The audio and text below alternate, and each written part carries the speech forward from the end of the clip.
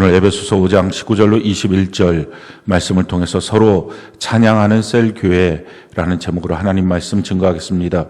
우리가 소망하는 셀 공동체 14번째 시간입니다. 우리가 거듭나서 구원받은 주의 백성이라면 그 삶의 두 가지 아주 강력한 중요한 특징이 나타납니다. 그 첫 번째 특징이 사랑이고 두 번째 특징이 기쁨입니다.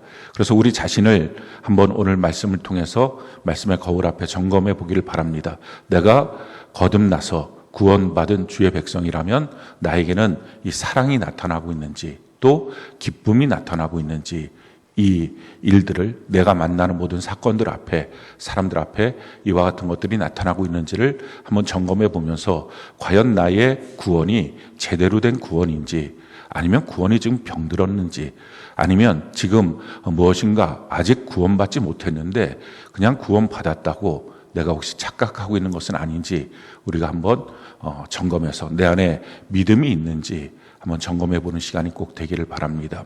첫 번째 특징은 사랑입니다. 우리가 거듭나게 되면 우리 안에 하나님을 향한 믿음이 있습니다.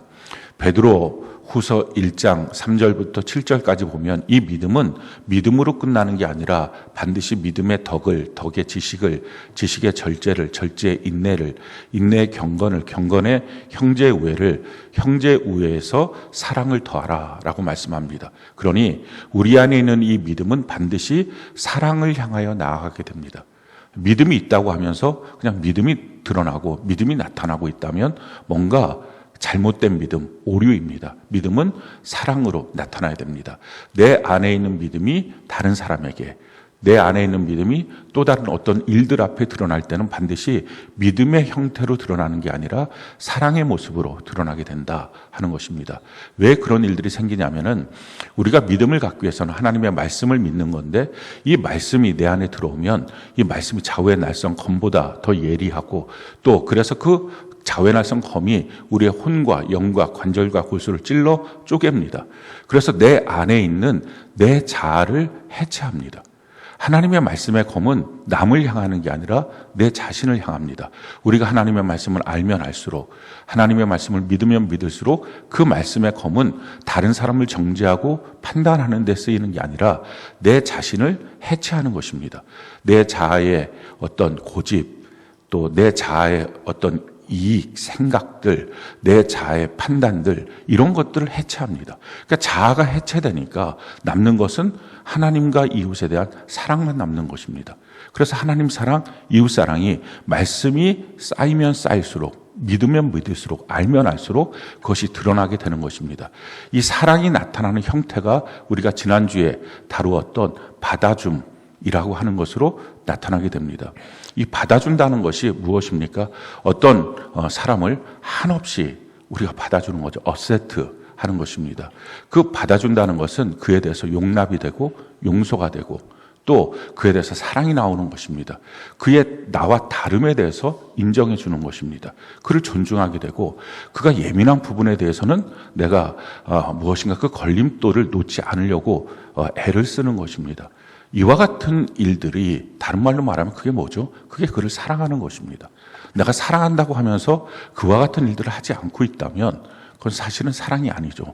사랑이라고 하는 것은 우리가 세상 사랑과 하나님의 사랑이 분리가 되는데 세상 사랑을 거짓 사랑이라고 말합니다. 이 거짓 사랑의 특징은 뭡니까? 기브 앤 테이크예요. 내가 줬으니 너도 나한테 줘. 그리고 끊임없이 무엇인가 그를 통해서 얻기를 원하는 것을 뺏어가듯이 얻는 것. 이게 세상 사랑입니다. 근데 이건 거짓된 사랑이고 이 사랑을 하면 할수록 아파집니다. 정상적인 사랑이 아닌 거죠. 근데 하나님이 우리에게 주신 사랑은 이와 같은 기브앤테이크가 아니라 한없이 그를 받아주는 것입니다. 그래서 지난주 셀 예배 때 점검했던 것이 여러분들이 한없이 받아주는 대상이 있습니까? 이것을 점검을 했습니다. 여러분들도 한번 점검해 보시면 좋겠어요. 내가 한없이 받아주는 사람들이 있는가? 어쩌면 그것이 우리의 배우자일 수도 있고 우리의 자녀일 수도 있을 것입니다. 셀 식구도 있을 수 있습니다. 그것이 사랑이고요. 그것이 거듭난 그리스도인의 삶의 특징입니다. 이 받아주고 있다는 것. 근데 우리가 이렇게 누군가를 받아줄 때 하나님께 영광이 올라가고 우리의 삶에도 영광스러운 삶이 됩니다. 잠언 20장에 보면 너희가 서로 간에 그렇게 받아주면 싸우지만 않아도 너희의 모습은 너무 영광스러운 모습이 될 것이다 하는 것입니다. 부부가 싸우지만 않아도 서로가 서로를 받아주는 것. 왜 싸움이 됩니까? 못 받아주니까요. 근데 싸우지만 않아도 자녀들에게 있어서 그 부모는 영광스러운 부모, 참 귀한 부모가 된다는 것입니다. 하나님 우리를 만드신 것이 너무 멋지게 만드셨죠. 그래서 우리가 누군가를 향해서 싸우지만 않아도 받아주기만 해도 우리는 참 존귀하고 아름다운 영광스러운 존재로 보여진다는 것입니다. 회사에서도 마찬가지고 교회 안에서도 우리가 서로를 받아주는 것, 이것이 영광스러운 모습이 되는 거죠. 성경은 우리에게 이와 같이 말씀합니다. 로마서 15장 7절 우리 같이 한번 목소리 한번 읽어볼까요? 시작. 그러므로 그리스도께서 우리를 받아 하나님께 영광을 돌리심과 같이 너희도 서로 받으라. 우리를 받아서 하나님께 영광이 올라갔다라는 것입니다. 우리가 이 땅을 살면서 하나님을 영화롭게 하는 삶의 특징, 그것은 누군가를 사랑하는 것입니다. 받아주는 것입니다. 두 번째, 거듭난 그리스도인의 특징, 그것은 기쁨입니다. 성경은 우리에게 이와 같이 말합니다. 요한복음 15장 11절 같이 한번 한 목소리 한번 읽어볼까요? 시작. 내가 이것을 너희에게 이름은 내 기쁨이 너희 안에 있어 너희 기쁨을 충만하게 하려 함이라. 우리가 거듭난 그리스도인이라면 예수님의 기쁨을 우리에게 끊임없이 공급해 주시는 것입니다. 그래서 우리의 기쁨이 충만해집니다. 그게 거듭난 그리스도인의 특징입니다. 근데 만약에 내가 거듭난 게 분명한데 그런 기쁨이 지금 없다면 뭔가 내 안에 잘못된 것입니다. 병든 거거나 없는 거거나 죽은 거거나 오류가 발생한 것입니다. 그래서 한번 점검해 봐야 합니다. 이 기쁨이라고 하는 것은 그냥 항상 허허하고 웃는 것으로 표현되기보다는 찬송으로 표현이 됩니다. 허드슨 테일러, 지금 1800년대 후반에 사역했던 분인데 중국 내지 선교회를 조직하고 그래서 웬만한 선교사들은 다 해안가에 있는 도시들만 가서 복음을 증거했는데 중국 내륙까지 들어가서 그 많은 사람들에게 복음을 증거하자라고 해서 중국 내지 선교회를 조직해서 선교를 했던 허드슨 테일러, 영국 사람이죠. 근데 그 사람이 젊은 날에 자기가 받은 구원에 대해서 묵상하는 시간을 좀 가졌다고 합니다. 내가 받은 구원이 뭘까? 이렇게 생각을 했더니 내가 한 게 아무것도 없더라 하는 것입니다. 하나님이 다 하셨다. 하나님이 이 땅에 오셔서 나를 위해서 대신 십자가에 못 박혀 죽으시고 그리고 믿도록 하셨고 성령을 주어서 믿도록 하셨고 그래서 믿음으로 고백하게 하셔서 내가 거듭나고 구원을 받았다.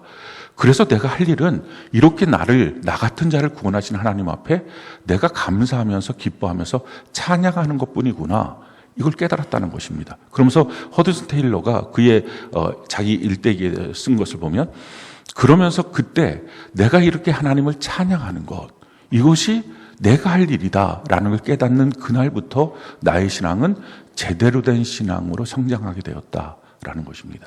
우리가 찬양을 아는 날부터 우리가 제대로 된 신앙의 삶을 살게 됩니다. 오늘 특별히 우리가 이 찬양에 대해서 좀 배우게 되는 시간을 우리가 좀 갖게 되기를 바랍니다. 이 찬양이라고 하는 것은 하나님이 특별히 기뻐하시는 것입니다. 성경은 우리에게 이와 같이 말씀하죠. 시편 69편 30절 31절 우리 같이 한번 한 목소리 읽어볼까요? 시작. 내가 노래로 하나님의 이름을 찬송하며 감사함으로 하나님을 위대하시다 하리니 이것이 소 곧 뿔과 굽이 있는 황소를 드림보다 여호와를 더욱 기쁘시게 함이 될 것이라. 하나님을 찬양하는 게 황소를 드리는 것보다 하나님 더 기뻐하신다라는 것입니다. 제가 그래서 인터넷에서 찾아봤어요. 요즘에 황소 한 마리 얼마 하는가. 제가 찾아본 게 정확한지 모르겠는데 500만 원 정도 한다고 그러더라고요. 모르겠어요. 혹시 황소 농사하시는 분 있으면 나중에 좀 저한테 가르쳐 주세요. 그러니까 우리가 하나님을 찬양하는 게 500만 원을 하나님께 헌금을 드리는 것 큰일이죠. 근데 그것보다 훨씬 더 하나님이 기뻐하신다. 그러니까 이건 액수의 문제가 아니라 이만큼 하나님은 찬양을 기뻐하시고 있다라는 것입니다. 왜냐하면 찬송하는 것이 하나님 우리를 만드신 목적이기 때문에 그렇습니다. 성경이 우리에게 이렇게 말합니다. 이사야 43장 21절 같이 한번 한 목소리 한번 읽어볼까요? 시작.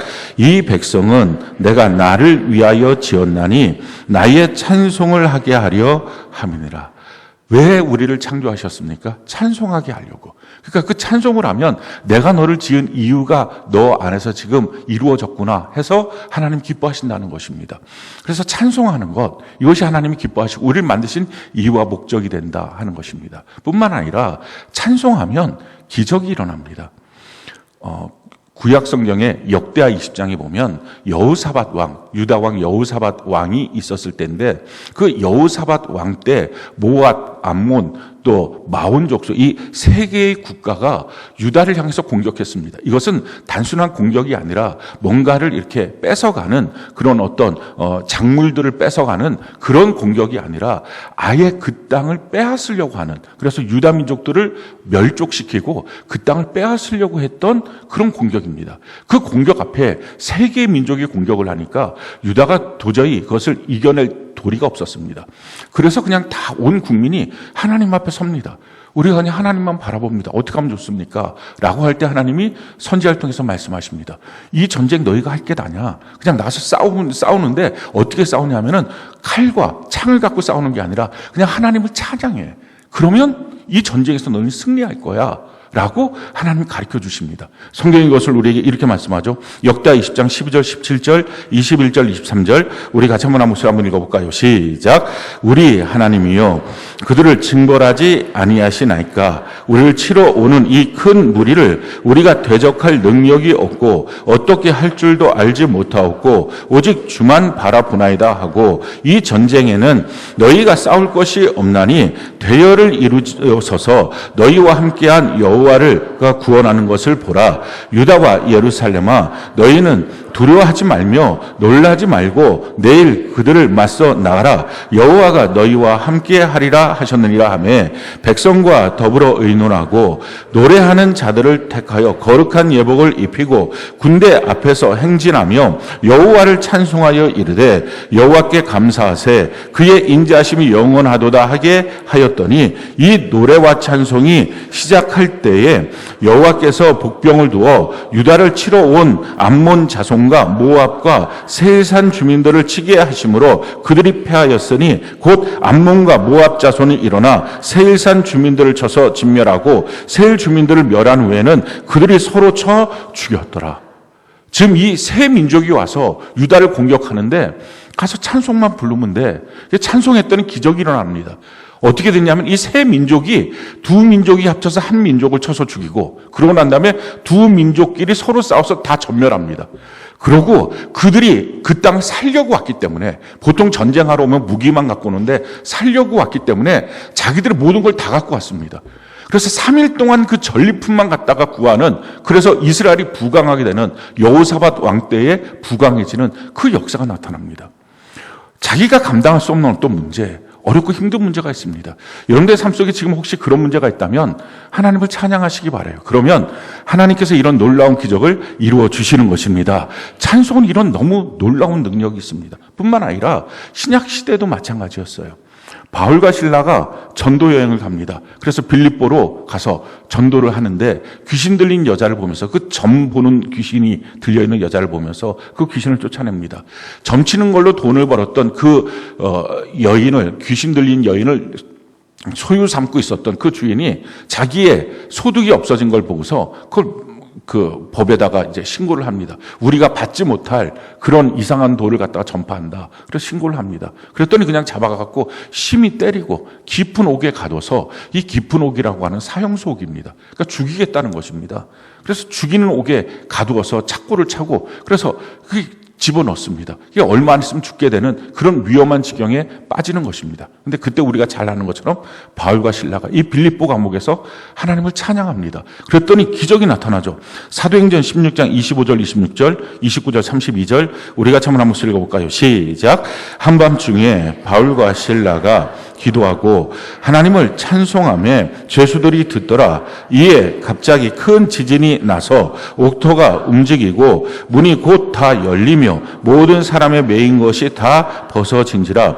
간수가 등불을 달라고 하며 뛰어 들어와 무서워 떨며 바울과 실라 앞에 엎드리고 그들을 데리고 나가 이르되 선생님이여 내가 어떻게 하여야 구원을 받으리까 하거늘 이르되 주 예수를 믿으라. 그리하면 너와 내 집이 구원 구원을 받으리라 하고 주의 말씀을 그 사람과 그 집에 있는 모든 사람에게 전하니라. 심히 때리고 옥에 깊이 가두었는데 찬송을 불렀더니 옥문이 다 열리고 창고가 다 열립니다.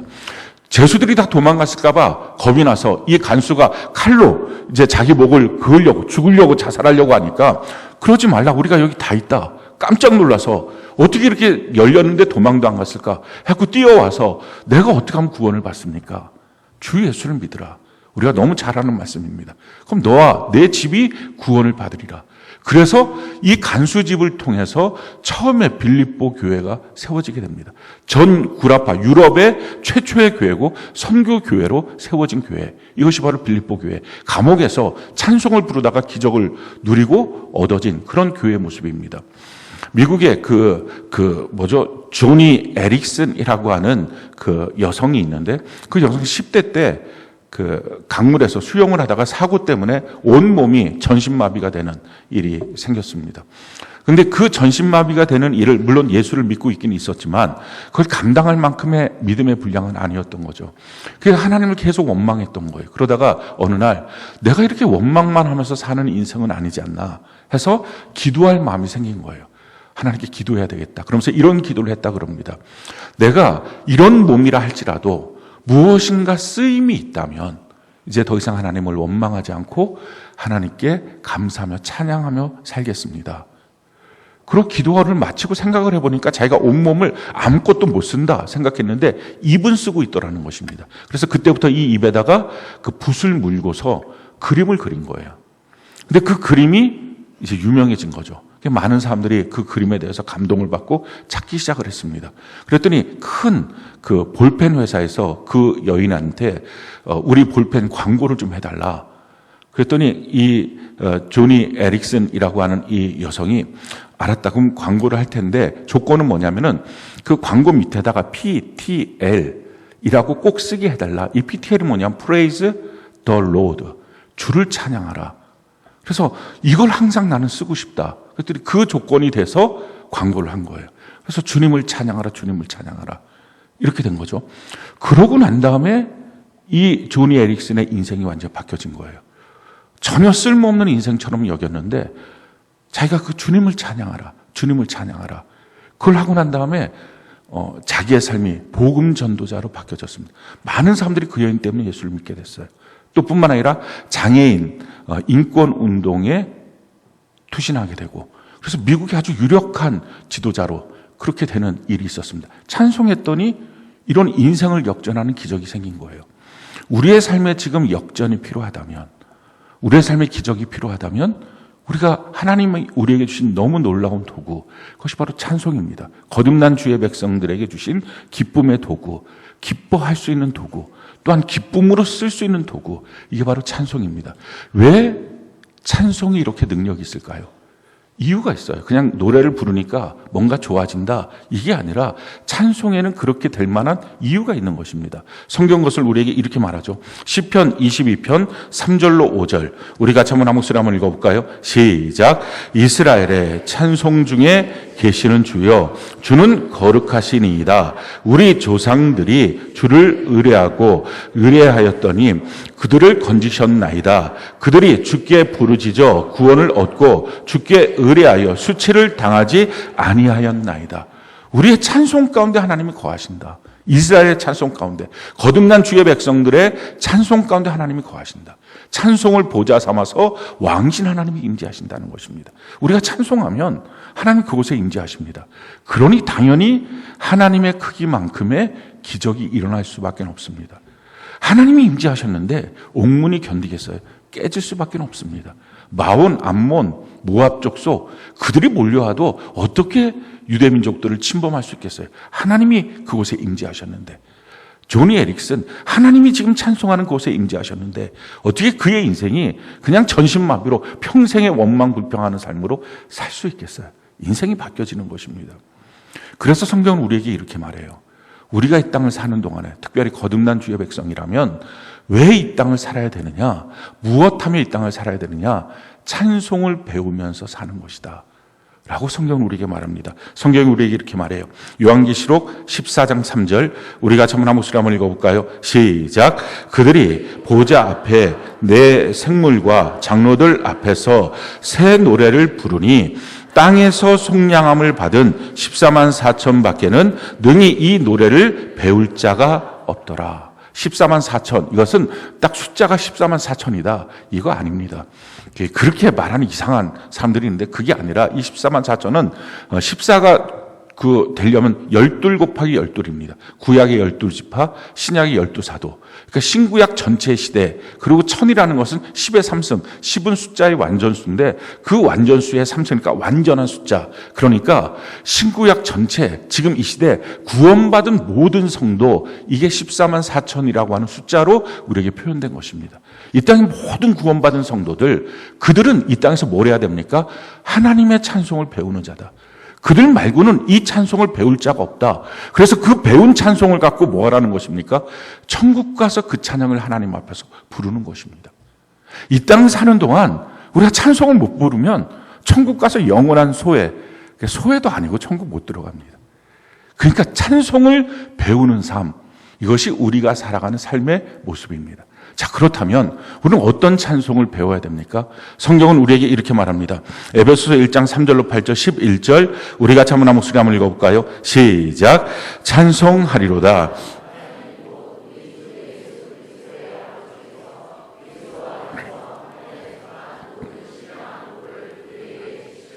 곧 창세 전에 그리스도 안에서 우리를 택하사 우리로 사랑 안에서 그 앞에 거룩하고 흠이 없게 하시려고 그 기쁘신 뜻대로 우리를 예정하사 예수 그리스도로 말미암아 자기의 아들들이 되게 하셨으니 이는 그저 그가 사랑하신 자 안에서 우리에게 거저 주시는 바 그의 은혜의 영광을 찬송하게 하려는 것이라. 우리는 그리스도 안에서 그의 은혜의 풍성함을 따라 그의 피로 말미암아 속량 곧 죄사함을 받았느니라. 이는 그가 모든 지혜와 총명을 우리에게 넘치게 하사 모든 일을 그의 뜻의 결정대로 일하시는 이의 계획을 따라 우리가 예정을 입어 그 안에서 기업이 되었으니 찬송하리로다. 우리가 무엇을 찬송하는 것으로 성경을 우리에게 가르쳐줍니까? 모든 신령한 복을 우리에게 주셨다. 그 신령한 복의 내용이 뭐냐? 창세전에 우리를 택하여서 우리를 거룩하고 흠이 없게 하시려고 그 기쁘신 뜻대로 예정하여 인도하고 계신다 하는 것입니다. 우리의 인생은요, 그냥 사는 게 아니에요. 하나님이 우리의 삶을 기쁘신 뜻대로 우리에게 흠이 없게 하시기 위해서 예정하시는 것입니다. 이 내용을 볼 때마다 저는 그게 생각이 나요. 아파트 보면 한 10년 정도 지나고 나면 칠을 다시 합니다. 10년 정도 지나면 이렇게 허름해져 갖고 이렇게 막 그 칠한 게 다 일어나고 하면 와, 이거 무너질 아파트처럼 생겼다 이런 느낌이 듭니다. 근데 칠을 하면 싹 벗겨냅니다. 칠을 할 때 싹 벗겨내고 이제 거기다가 이제 그 바다칠을 이제 하는 거죠. 그 틈 있는데 이렇게 누런 걸로 해갖고 이렇게 합니다. 그 칠을 해놓지 않고 칠을 하면 또 문제가 되는 거죠. 틈 있는 데를 다 메꿔야 되는 거죠. 그러고 난 다음에 칠을 하는 거죠. 근데 그렇게 바다칠을 해놓은 상태의 아파트를 보면 무슨 겨울나무도 아니고 아주 그냥 험상궂습니다. 근데 그 과정을 통과해야 새로운 칠을 하고 새로운 칠을 하면 완전히 새 아파트처럼 완전히 바뀌어지는 거죠. 우리가 종종 그럴 때가 있어요. 하나님이 우리를 예비하시고 예정하셔서 하나님의 그 기쁘신 뜻대로 흠 없게 하시기 위해서 우리를 이끌어 가십니다. 그 과정이 어떤 거예요? 중간에 바다칠을 하는 거예요. 그 바다칠을 하면 사실 우리 안에 흠 있는 것, 틈 있는 것 이런 것들을 메꾸는 것입니다. 근데 그걸 안 하면 안 되는 거죠. 근데 그걸 해야만 우리가 완전하게 또 새로워지는 인생이 됩니다. 근데 그걸 하면 수많은 사람들이 보면서 저 사람 저거 흠 있네, 저거 흠 있네 이렇게 다 볼 수 있을 것입니다. 이걸 우리의 말로 바꾸면 뭐예요? 이게 수치예요. 우리가 살면서 창피함을 당합니다. 수치를 당합니다. 그럴 때마다 이거 어떡하라고, 못 보겠다, 더 이상 사람들 못 만나겠다. 근데 아니에요. 그 수치가 있기 때문에 우리가 주의 피로 씻어졌을 때 그것이 우리의 삶에 간증이 되는 것입니다. 할렐루야. 거룩하고 흠이 없게 하시려고 그 기쁘신 뜻대로 우리를 예정하사 우리 한 걸음 한 걸음이 하나도 그냥 이상하게 만들어진 걸음이 없어요. 하나님 우리를 예정해서 우리를 걷게 하신 거예요. 그래서 우리는 매 순간마다 걸어갈 때마다 하나님 앞에 찬양하는 것입니다. 좋은 날도 찬양하고 또 어떤 때 부끄럽고 수치를 당하는 날도 주님을 찬양하고, 이걸 통해서 하나님이 어떤 멋진 일들을 행하실까 하고 하나님께 또 감사하며 찬양하는 것입니다. 그래서 하나님의 아들, 딸로 우리를 만들어 주셨다. 우리를 죄사함 주셨고, 또 지혜와 총명을 주셨고, 기업이 되게 하셨다. 영원히 포기할 수 없는 그런 하나님의 기업이 되게 하셨고, 뿐만 아니라 우리 한 사람 한 사람은 그냥 나로서 끝나는 게 아니라 나를 구원하셔서 나로 말미암아 또 다른 누군가를 구원하고 열매를 맺도록 하나님이 인도해 주셨다 하는 것입니다. 이 모든 과정을 뭐 하라는 거예요? 이걸 찬송하라는 것입니다. 이런 과정을 우리에게 주신 이유, 하나님을 찬송하기 위해서. 우리의 과정, 전 구원의 과정들, 우리의 삶의 모든 과정 속에서 우리는 하나님을 찬송하는 것입니다. 자, 그렇다면 어떻게 찬송을 할까요? 우리가 갖고 있는 찬송에 대한 개념은 무엇입니까? 근데 성경은 우리가 갖고 있는 찬송의 개념에 대해서 그거 아니라고 말씀해 주고 있어요. 찬송을 어떻게 해야 되느냐? 그것이 오늘 본문 말씀이에요. 오늘 19절에 보니까 시와 찬송과 신령한 노래들로 서로 화답하며 너희의 마음으로 주께 노래하며 찬송하며, 네 가지로 지금 우리가 어떻게 찬송해야 될지를 가르쳐주고 있어요. 제일 첫 번째, 서로 화답하며 라는 것입니다. 이걸 영어로 말하면 speak to one another. 그러니까 나와 너가 서로 speak, 말하라는 것입니다. 우리가 꼭 기억해야 될 것은요, 찬송은 노래, 찬송은 어떤 악기동원, 그래서 악기팀, 그렇게 자꾸 생각하는데 그게 아니라 성경이 말하는 찬송의 시작, 그건 서로 말하는 거예요. 그래서 말이 너무 중요해요. 이미 우리의 말이 오염돼 있으면 그가 아무리 목소리 좋게 찬송을 불러도 하나님은 하나도 받을 수가 없어요. 목소리 좋은 것, 리듬 좋은 것, 악기 잘 다루는 것, 이건 나중이고요. 정말 중요한 것은 우리의 말이 서로가 서로에게 얼마나 복된 말, 나의 구원의 전 역사를, 내 삶의 모든 것들을 얼마나 하나님께 감사하고 내게 주신 일들 앞에 얼마나 내가 하나님께 감사하고 있느냐, 내가 찬양하고 있느냐 하는 것입니다. 그것이 가장 중요한 것입니다. 성경은 우리에게 그래서 이렇게 말하죠. 야고보서 3장 9절로 11절 같이 한번 한번 읽어볼까요? 시작. 이것으로 우리가 주 하나님을 찬송하고 또 이것으로 하나님의 형상대로 지음을 받은 사람을 저주하나니 한 입에서 찬송과 저주가 나오는도다. 내 형제들아, 이것이 마땅하지 아니하니라. 샘이 한 구멍으로 어찌 단물과 쓴물을 내겠느냐. 한 입으로 어떻게 단물과 쓴물을, 어떻게 한 입으로 독과 복된 것, 이게 같이 나오겠느냐. 그럼 이거 다 오염돼서 이게 복이 되겠느냐라고 지금 성경은 우리에게 말하고 있는 것입니다. 그래서 찬송한다는 것은 먼저 우리가 서로에게 하나님이 내게 이런 일들을 베푸셨다, 이런 은혜가 있다, 하나님께 감사하는 것입니다. 우리가 1사분기를 마치고 이제 오늘 2사분기 첫 번째 주일을 맞이하고 있습니다. 1사분기에 우리가 배가성장 주일을 했어요. 그런데 우리가 보는 것처럼 열매가 그렇게 많지는 않습니다. 그런데 한 가지 너무 놀라운 일을 하나님이 행하셨어요. 그것은 우리 전체가 전도자의 삶을 살겠다, 이런 결단을 하게 하셨습니다. 그게 너무 감사한 일이죠. 그래서 전도하는 일을 서로 기뻐하고 감사하고 서로 이것을 나누는 것입니다. 내게 주신 모든 것들, 어떤 직분을 주셨어요. 전도하는 일을 주셨어요. 교회를 주셨어요. 하나님이 하신 구원을 이루어가는 모든 일들 앞에 우리가 할 게 뭡니까? 하나님을 찬송하는 것, 하나님께 감사하는 것, 하나님을 기뻐하는 것. 이게 바로 우리가 해야 될 찬송의 시작입니다. 그게 아니라 그냥 힘들고 어렵고 그냥 자기 삶에 대해서 축 처져 있고, 이게 이렇게 되면 아무것도 아닌 것입니다. 하나님 앞에 이렇게 감사하는 일들, 우리의 입술부터가 제대로 되는 것, 이것이 중요합니다. 자, 두 번째, 첫 번째, 우리의 입술이 하나님 앞에 서로 찬송하는 말, 감사하는 말을 하고, 두 번째 뭐라고 말합니까? 너희의 마음으로라는 것입니다. 우리 마음이 준비돼야 돼요. 그냥 말만 냉소적으로 하는 게 아니라 마음이 정말 뜨거운 마음으로 하나님께 드려야 됩니다. 그래서 성경은 우리에게 이렇게 마음이 뜨거워지게 해서 이렇게 말하고 있죠. 에베소 1장 18절로 19절 우리가 한번 한번 읽어볼까요? 시작. 너희 마음의 눈을 밝히사 그의 부르심의 소망이 무엇이며 성도 안에서 그 기업의 영광의 풍성함이 무엇이며 그의 힘의 위력으로 역사하심을 따라 믿는 우리에게 베푸신 능력의 지극히 크심이 어떠한 것을 너희로 알게 하시기를 구하노라. 마음 눈이 열려야 된다는 것입니다. 마음 눈이 열리지 않으면 우리 마음에서부터 정말 기쁨이 하나님께 나오지 않아요. 사실은 우리 마음의 눈이 열리지 않으면 서로가 서로에게 대화할 때 그렇게 아름다운 찬송과 감사의 대화들을 나누지 못합니다. 마음의 눈이 열려야 돼요. 마음의 눈이 열리면 나의 부르심의 소망이 뭔지 이걸 알 수가 있습니다. 이번에 제가 여러분들한테 소개했던 책인데, 떠내려가지 말라.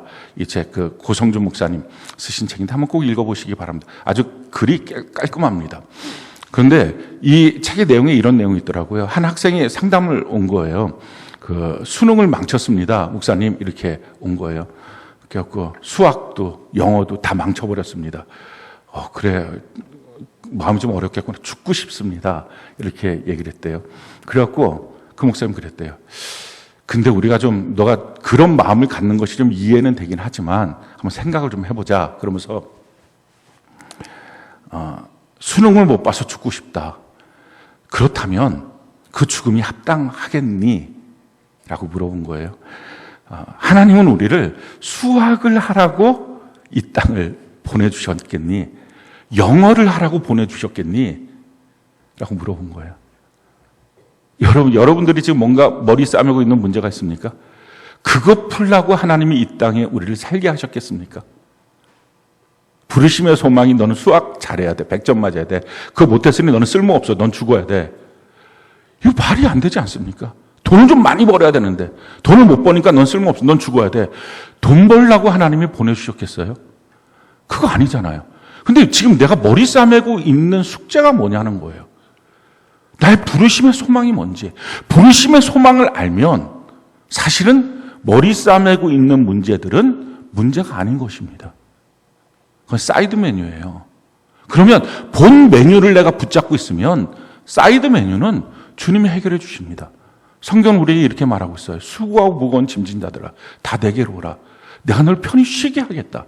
혹시 못 쉽니까? 직장의 일들 때문에 쉬지 못합니까? 여러 가지 가정의 일들 때문에 쉬지 못합니까? 주님 말씀하시는 거예요. 수고하고 무거운 짐진이다. 다 내게로 오라. 내가 널 쉬게 하겠다. 쉬는 원리가 뭡니까? 나는 마음이 온유하고 겸손하니 너는 내게 와서 내 멍에를 메고 내게 배우라. 그게 쉬는 원리예요. 우리 어깨는요. 하나만 맬 수 있어요. 여러분들이 어깨에 돈의 멍에를 메고 있습니까? 그럼 돈만 매는 거예요. 돈으로 그냥 다 사는 거예요. 이게 너무 힘든 거예요. 돈의 문제만 터지면. 시험 점수 이 어깨에 메고 있습니까? 자녀 이것만 지금 어깨에 메고 있습니까? 이거를 메고 있으니까 수고하고 무거운 짐이 지는 거예요. 아니 부르심의 소망이 나를 부르시는 이유가 이 땅에 사는 목적이 그거 하나 잘 키우라고 그거 하나 벌라고 그 집 하나 사라고 이렇게 나를 부르셨겠냐고요. 그거 아니라는 것입니다. 우리를 왜 부르셨어요? 영원한 천국에 들어가도록 합당한 삶을 살도록 하기 위해서 예수님 닮도록 하기 위해서. 그래서 말합니다. 너는 내게 와서 내 멍에를 짊어지고 주님의 멍에를 짊어지십시오. 주님이 내게 지금 요구하시는 멍에가 뭘까? 주님이 내게 지금 영혼을 건져내기를 원하실까? 성경을 읽고 하나님의 말씀으로 내 자신이 바뀌어지고 또 다른 영혼들을 살릴 수 있는 사랑의 사람으로 바뀌어지길 원하실까? 하나님을 내가 찬양하면서 기쁨으로 살도록 사는 것을 원하실까? 하나님이 내게 주신 멍에가 뭘까? 자기 짐에 맨날 시달리니까 이 어깨가 맨날 세상 것들만 올라와 있으니까 주님의 것은 맨날 올리지 못하고 주님의 것을 올리자고 할 때마다 변명 핑계를 대고 그게 무슨 그리스도인이겠어요? 세상 사람이지. 그리고 교회 나서는 찔찔 울고. 전 여러분들이 연대 삶에 고통과 괴로움이 있다면 그 문제는 사람 앞에 풀려고 하는 게 아니라 하나님께 나가서 기도하십시오. 기도가 없으니까 그걸 자꾸 사람한테 풀려고 하잖아요. 그러니까 사람 앞에 너무 초라해지지 않습니까? 사람들이 봤을 때 막 자기 얘기 실컷 하고 가면 보면서 저 사람 불쌍하다 그런 얘기 할 것 같습니까? 저 사람 이상하다 그러죠. 이상한 것들만 짊어지고 다니니까 그 집 내려놓으십시오. 어떻게 내려놔요? 주님의 멍에를 짊어지는 순간에 내 어깨는 하나만 짊어지니까 그건 내려놓을 수 있어요. 그 짐이 아니라고요. 주님의 온유와 겸손을 배워가면 나머지 내 삶에 필요한 것, 먼저 그 나라와 그 일을 구하라. 나머지 모든 것은 내가 더하여 주리라. 할렐루야. 그러니까 여러분들 삶 속에 우선순위가 제대로 되면 이 어깨에 뭘 올려놨느냐에 따라서 인생이 다 달라지는 것입니다. 삶이 달라지는 거예요. 부르심의 소망이 뭔지, 하나님이 내게 주신 기업의 영광의 그 풍성함이 뭔지, 그걸 바꾸시는 능력의 지극히 크심이 무엇인지 아는 마음의 눈이 열리면 우리 마음에서부터 주님을 찬양할 수 있어요. 지금 여러분들이 내 삶은 이렇고요, 내 삶은 이렇게 바쁘고요, 뭐가 이렇고요, 뭐가 저렇고요, 마음 눈이 안 열려서 그래요. 오늘 여러분들의 마음의 눈이 열려서 주님 안에 이 어깨의 짐들을 주님의 멍에로, 그 쉽고 가볍다는 주님의 멍에를 짊어지고 세상 짐들 주님께 맡겨놓고 주님이 어떻게 멋지게 하시는지, 그리고 주님을 찬양해 보는 거예요. 마음속에서부터 주님을 높이고 찬양하는 것, 그것이 성도의 삶의 모습입니다. 자, 그렇게 하고 난 다음에 그 다음에 뭐라고 말하죠? 마음으로 주께 노래하며. 이거 세 번째예요. 이 노래가 바로 우리가 알고 있는 이 노래 부르는 거예요. 노래 부르는 것. 그리고 네 번째가 뭡니까? 찬송하며. 이걸 영어로 보면 making music, 그러니까 악기를 동원한다는 것입니다. 그러니까 우리가 갖고 있는 오해를 좀 내려놓으시기 바라요. 우리는 자꾸 찬송한다 그러면 노래 부르고 악기가 동원돼야 되고, 그 악기가 얼마나 제대로 맞냐, 음악을 제대로 알아 몰라. 우리 교회 찬양 리더는 음악을 아는 사람이야, 모르는 사람이야? 음악 한 개도 몰라도 돼요. 찬송하는 대화가 있고, 찬송하는 마음에 눈이 열리고, 하나님을 높이기만 하면 그 찬송을 하나님이 받으십니다. 사람이 받는 게 아니잖아요. 하나님이 받으시는데 뭐가 그렇게 중요해요? 음악 뭐 별로 못해도 상관없어요. 음악 못한다, 잘한다 얘기할 때마다 제가 맨날 보는 사람이 저 사람이에요. 저기 악기 치는 사람. 저 사람은 고등학교 때까지 피아노 한 개도 못 쳤던 사람이에요. 중학교 때서부터 제가 유다원 집사를 알거든요. 피아노 한 개도 못 쳤던 사람인데 이제 앞으로 뭐 하고 살까 하다가 느닷없이 피아노가 재밌다는 것을 어떻게 또 알았나 봐요. 피아노 연습을 좀 하겠다고. 그래갖고 그냥 교회에서 피아노 연습하고 피아노로 해갖고 이걸 대학을 갈 수도 있게 좀 연습할 수 없겠냐고. 마음대로 치라고. 교회에 비어있는 피아노 그냥 하루 종일 치든지 하시라고. 그랬더니 하루에 막 8시간, 9시간 이렇게 피아노를 치는 거예요. 야, 저러다가 베토벤이 나오겠다. 이런 생각이 들 만큼, 물론, 땡땡 이렇게 치는 거죠. 다 처음 치는 거 아무것도 못하고. 근데 그렇게 치고 있다가 성가대 반주자가 필요하다고, 반주자가 없었어요. 반주자 필요하다고. 반주자 이분이 하루에 8시간씩 치는 사람이라고 했어요. 그랬더니 성가대에서 막 난리가 난 거예요. 그렇게 그때부터 사실 성가대는 제 눈에 별로 좋게 안 보였어요. 그래갖고 성가대 없애버렸어요. 그러면서 우리는 왜 반주를 정말 능숙하게 치는 사람이 없느냐. 제가 그랬어요. 그때도 잘 못 치셨으니까. 그래서 제가 뭐라 했냐면, 아니, 악기가 문제가 아니라 저는 이 성가대 여러분들의 노래가 너무 능숙하지가 않다. 듣기가 싫다, 진짜. 이 예배 시간에 아주 그냥 없애버렸으면 좋겠다, 막 그랬어요. 그랬더니 꾹 참고 하더라고. 근데 그러더니 진짜, 지금은 너무 잘하잖아요. 이런 얘기를 자꾸 하면 유다원 집사가 별로 싫어합니다. 이분들은 다 나의 능숙히 치는 모습만 봤지 예전에 그 모습은 흑역사는 모르는데 왜 자꾸 목사님 저를 들춰내십니까? 이게 빠대치를 하는 거예요. 간증거리잖아요. 얼마나 멋지십니까? 하나님 이렇게 역사하셨다, 이렇게 말하잖아요. 사랑하는 성도 여러분, 서로가 서로에게 아름다운 하나님이 내게 베푸신 일들, 구원의 일들을 말하고, 정말 마음의 눈이 열려서 그 마음에서부터 주님을 높이고, 나를 부르신 이유가 뭔지, 그 기업의 영광이 뭔지, 나를 바꾸시는 그 능력의 지극히 크심이 어떤지 그걸 알아서 그것 때문에 하나님 앞에 막 감사하고, 봐봐 하나님이 내게 이런 일을 베푸셨다고, 하나님이 나한테 이렇게 하셨다고, 막 셀 예배 때, 셀 교제 때 이게 막 넘쳐나게 말하고, 그런 넘쳐남들이 있을 때 우리가 주일날 와서 곡조를 붙이고 악기를 동원해서 찬양을 할 때 우리 주님이 한 찬양마다 500만 원이 넘는 그 기쁨으로 이 찬양을 받아주시는 것입니다.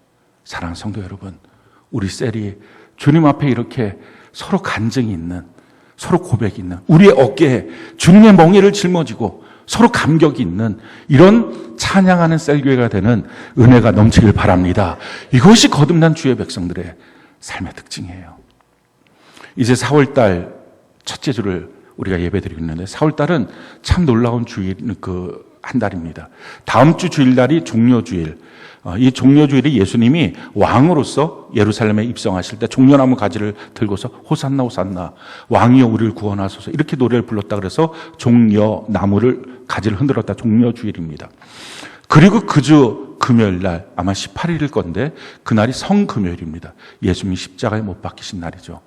그래서 주님의 십자가를 묵상하는 것입니다. 그리고 그 주 돌아오는 주일날 세 번째 주죠. 부활절이고요.